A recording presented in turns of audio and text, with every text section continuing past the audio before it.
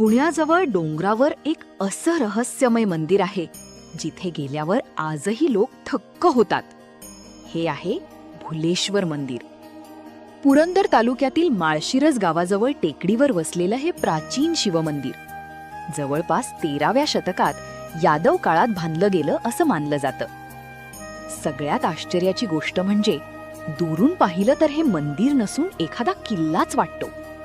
कारण आक्रमणांपासून मंदिर वाचवण्यासाठी त्याची रचना किल्ल्यासारखी करण्यात आली होती. लोककथेनुसार माता पार्वती यांनी भगवान शिवांना प्रसन्न करण्यासाठी इथे भिल्ल स्त्रीचं रूप धारण करून नृत्य केलं होतं आणि त्या नृत्यामुळे भगवान शिव स्वतः मोहित झाले. म्हणून या जागेला नाव पडलं भुलेश्वर. या मंदिरात अजून एक दुर्मिळ गोष्ट आहे. इथे स्त्री रूपातील गणपतीची मूर्ती पाहायला मिळते, जी महाराष्ट्रात खूप कमी ठिकाणी आहे. मंदिराच्या भिंतींवर रामायण, महाभारत आणि प्राचीन युद्धांची अप्रतिम शिल्प कोरलेली आहेत. आणि स्थानिक लोक सांगतात, रात्री उशिरा मंदिराजवळून जाताना कधी कधी मंद घंटांचा आवाज ऐकू येतो, पण त्यावेळी मंदिर पूर्ण बंद असतं. म्हणून आजही अनेक लोक मानतात भुलेश्वर मंदिरात काहीतरी अद्भुत आणि रहस्यमयी शक्ती आहे.